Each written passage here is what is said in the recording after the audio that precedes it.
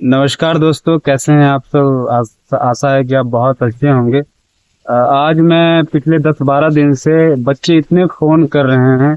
वो आप जानते होंगे पूरे देश में इस चीज का, दुनिया में ये जो है कि नीट का जो पेपर किस तरह से बच्चों को तोड़ा गया है। ये एनटीए में बैठ करके ये लोग क्या कर रहे हैं बच्चों के साथ। ये बच्चे वो कितने मतलब मेहनत करके साल साल भर अपने उस छोटे से कमरे में बैठ करके अपने जिंदगी को तपा रहे हैं, और ये एनटीए ने कैसा ये मतलब खिलवाड़ किया है इनके जीवन के साथ। ये बहुत बड़ा खिलवाड़ है।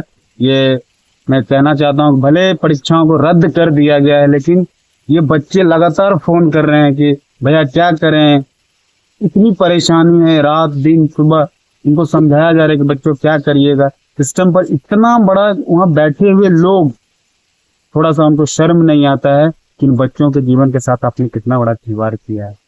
ये बहुत बड़ा दुर्भाग्य है हमारे देश का कि इन परीक्षाओं को लीक करने वालों को ऐसी सजा देनी चाहिए कि उनका रूह कांपे कि दोबारा इन बच्चों के भविष्य के साथ ना खेले।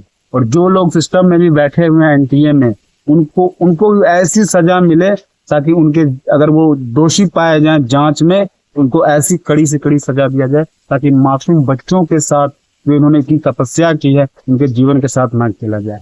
मैं पिछले 10 दिन से एक सहभागी से जुड़ी एक बच्ची है जो नीट पेपर की तैयारी करती है। उनकी माँ ईटा भट्ठा पर, जो होते हैं ना गांव में जहाँ से ईट मिलता है, वहां पर उनकी माँ काम करती है। सोचे कितना वो एक महिला अपनी बेटी को कितना साहस करके बच्चों को नीट के लिए वो सहभागी से जुड़ी, और जुड़ने के बाद वो कहे भैया हमको नीट का पेपर तैयारी करना। वो 2-3 साल से तैयारी की, इसका सेकंड या थर्ड अटेम्प्ट इस बार का। लेकिन जब उनका पेपर बहुत अच्छा गया था, एक माँ अपने बच्ची को ईंट भट्ठा पर काम करके सोचे कि मैं बोलता हुआ अपने अंदर से वो मतलब ये आ रहा है कि मतलब कितनी कोशिश की होगी वो माँ, कितना उम्मीद भरोसा होगा उस माँ को कि मैं अपनी बेटी को डॉक्टर बनाऊंगी। और यहाँ सिस्टम में बैठे हुए एनडीए के लोग इन बच्चों के साथ क्या किए। आपने बहुत बुरा किया है, आपको ऐसा नहीं करना चाहिए। जो भी लोग इनमें दोषी हैं उनको बहुत कड़ी से कड़ी सजा सरकार को देनी चाहिए, और ताकि दोबारा उनको ये हरकत करने की कभी उनके अंदर साहस न पैदा हो कि इन लाखों बच्चों का जीवन जो बर्बाद किया है आपने, उनके जीवन से खेला है, ये बहुत ही दुर्भाग्यपूर्ण है। फिर भी हम लोग बच्चों को समझा रहे हैं, बता रहे हैं कि कोई बात नहीं है। अगर ऐसी व्यवस्था ने सिस्टम ने फेल कर दिया है, इसका मतलब है आपकी प्रतिभा फेल नहीं हुई। पेपर लीक हो गया है, लेकिन बच्चों आपने जो मेहनत किया है और आपने जो तपस्या किया है, आपका ये बेकार नहीं जाएगा। ये बैठे हुए सिस्टम में लोग जो आपके सपनों को तोड़ा नहीं है, ये चकनाचूर करने का कोशिश किया है, उन्हें सख्त हिदायत है, आप अपने आप को सुधार लीजिए। अन्यथा इन बच्चों के जीवन से खेलने वालों का अब जीवन में कोई वैसा, इतना संघर्ष है उन बच्चों का, देख करके रोना आता है। पूछते हैं वो बच्चे, उन बच्चों को क्या बताया जाए कि कैसे सिस्टम चल रहा है, सिस्टम में कैसे कैसे लोग आ गए हैं। तो मैं यही कहना चाहता हूँ बच्चों, आपका प्रतिभा कभी लीक नहीं हुआ है। आपके अंदर भगवान ने असीम शक्ति दिया है। असीम उत्साह के साथ फिर से तैयारी में लगिए और दिखाइए वो एनटीए वालों को, फिर से आपके अंदर वो जज्बा है, और इतना बेस्ट करके दिखाइए, और वो सपनों को साकार करके आप अपने देश के सबसे सर्वश्रेष्ठ मेडिकल संस्थान में जाकर के, शिक्षण संस्थान में जाकर के अपने जिंदगी को, डॉक्टर जो सपना आपने सजाया है, जो आपके माँ बाप ने सजाया है, इनको पूरा करके दिखाइए ताकि उनको लगे। लेकिन जो ये हुआ है ये बहुत ही मतलब कहे कि उन बच्चों के साथ बिल्कुल गलत हुआ है।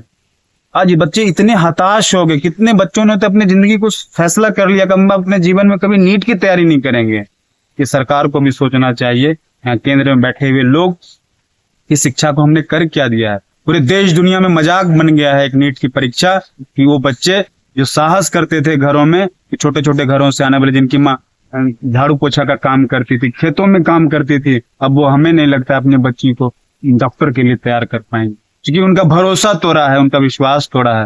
लेकिन मैं उनसे कहना चाहूंगा, कोई बात नहीं है, अगर एक बार ऐसी हो गई है, लेकिन बहुत ऐसे पेपर लीक का हर दिन कोई ना कोई पेपर लीक हो रहा है। ये सरकार में बैठे हुए लोग क्या कर रहे हैं, किस बात के लिए आप बैठे हैं? आपको तो तुरंत अपना इस्तीफा देना चाहिए। इन बच्चों के साथ खिलवाड़ करके परीक्षाएं रद्द कर दी, ठीक है, लेकिन उन बच्चों को कैसे समझाया जाए, कैसे संभाला जाए? अगर वो बच्चे, अभी वो ये बच्चे हैं जो सही से चलना नहीं सीखे हैं, अगर वो कोई गलत कदम उठा लेते हैं तो इनका जवाबदेही कौन होगा? कौन होगा, कौन इनका जिम्मेवार होगा? अगर वो व्यक्ति किसी तरह का कोई, अगर वो बच्चा अगर कोई डिसीजन लेता है, उसका कौन जिम्मेवार होगा? सिस्टम जिम्मेवार होगी या उनके माता पिता जिम्मेवार होंगे?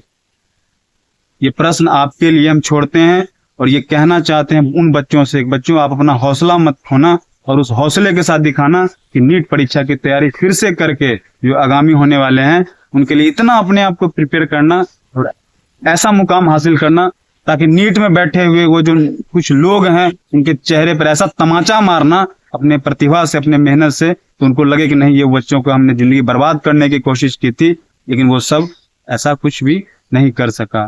तो आप सब से मैं यही रिक्वेस्ट करना चाहता हूँ और जितने भी नीट परीक्षा के अभिभावक हैं अपने बच्चों को समझाइए, उसे बताइए कोई बात नहीं, उन्हें हताश मत करिए। आपके बच्चे हैं, वो बच्चे बहुत प्रयास और मेहनत करके इस मुकाम को हासिल करने का साहस रखते हैं। आप भी सब मिल करके उन्हें सिखाइए, समझाइए ताकि उनके जीवन में हौसला आए और वो अपने जिंदगी में सपनों को सजा सकें। बहुत बहुत धन्यवाद। Thank you.